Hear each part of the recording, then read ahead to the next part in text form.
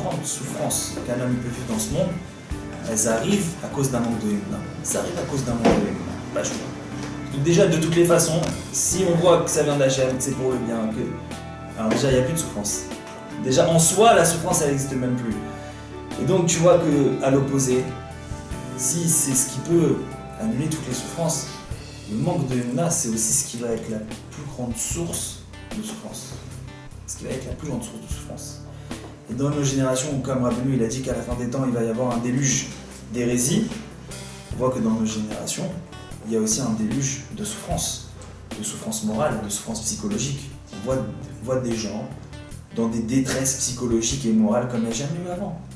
Une fois, j'ai entendu dans un cours, un rabbin disait que lui, il reçoit des gens et il lui dit voilà, j'ai eu un problème, j'ai perdu mon emploi, et il est déprimé parce qu'il n'a pas d'emploi, ou celui-là. Et ce rabbin, donc, qui reçoit les gens qui lui racontent ça, il parlait avec sa mère à lui. Bonne marocaine, tout ça, 75 ans, qui vient du Maroc, qui a grandi au milieu des tzadikim là-bas dans le Melach et tout ça. Et sa mère, et il raconte que quand il raconte les problèmes des gens à sa mère elle a dit mais je comprends pas. Il a à manger? Oui, il a à manger. Il a des vêtements? Oui, il a des vêtements. Il a une maison? Oui, il a une maison. Alors qu'est-ce qu'il a? Genre, il est fou ou quoi? Pourquoi il est pas bien? Pourquoi il est triste? Il est fou, c'est un baboule celui-là. Il a à manger, il a des vêtements, il a une maison. Qu'est-ce qu'il a maintenant? Qu'est-ce qu'il a? Parce qu'il lui est arrivé ça, et l'autre il a vexé dans son travail, et l'autre il lui a abîmé sa voiture, et il voulait s'acheter, manger dans tel resto, s'acheter tel ordinateur, il a pas plu, machin, et ça tombe dans des dépressions, dans des trucs. Bon. On voit que ce qu'on voit malheureusement dans nos générations. Mais maintenant, hein, le point essentiel est vraiment une chose qui me tenait à cœur d'insister ce soir. Et si chacun d'entre nous il peut repartir juste avec ça, il a tout gagné. Dans le match, il a tout gagné. C'est quoi? Écoutez bien, Bezrat Hashem, qu'on m'entende. C'est que la Emouna, ça se demande à Hashem. La Emouna, tu la veux, tu la demandes à Hashem. C'est tout. C'est tout. Tu vois que tu souffres, tu vois qu'on souffre, qu'on est triste, que ceci, que cela. Par contre, demande la Emouna. Demande la Emouna. J'ai pas dit que ça va être facile de demander la Emouna. J'ai pas dit. Tu peux prier, tu sens que ton cœur il est pas, que ceci, que cela, que... De maintenant jusqu'à dans un mois, de tous les gens qui ont entendu, il va y avoir un, dans un mois il sera heureux, il aura le sourire.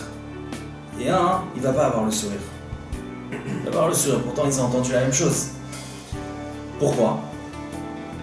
Parce que celui qui va pas lâcher la volonté, tous les jours, venir devant Hachem pendant 10 minutes, chronomètre en main, et quoi qu'il se passe, il lâche pas sa volonté, il demande à Hachem, donne-moi la Emouna, donne-moi la Emouna, donne-moi la Emouna, donne-moi la Emouna, éclaircis-moi la Emouna, fais-moi rentrer dans la Emouna, donne-moi de la Emouna.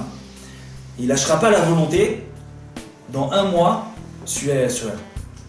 Pas je. On se retrouve dans un mois. Lequel n'aura pas le sourire?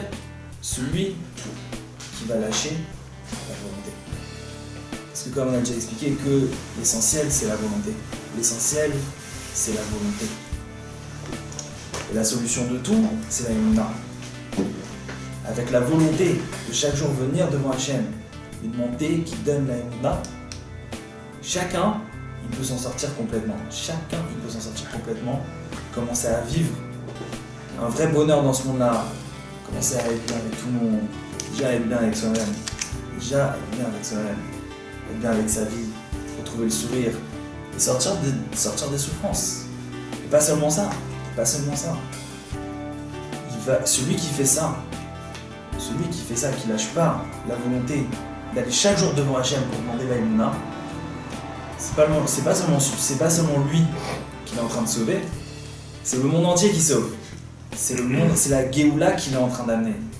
Comme Rabbeinu, il dit que la Géoula, elle dépend de la Emouna.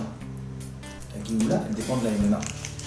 Comme ça, il écrit, comme ça, c'est rapporté dans l'Écoute Tzot, tout au début. Vous allez voir là-bas dans Emouna, c'est rapporté que toute la Géoula, elle est liée à la Emouna.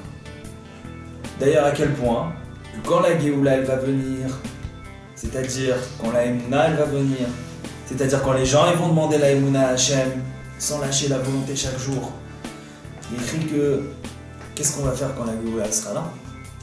Alors, que remercier Hachem? Que remercier Hachem? Il n'y aura plus que des sacrifices de remerciement, il n'y aura plus que des brachot de remerciement, il n'y aura plus que des fêtes. Pourquoi? C'est ça le plaisir. Ça, le plaisir de ce monde-là, c'est la Emouna.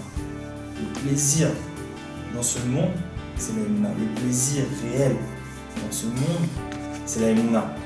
Et la souffrance dans ce monde, c'est le manque de Emouna.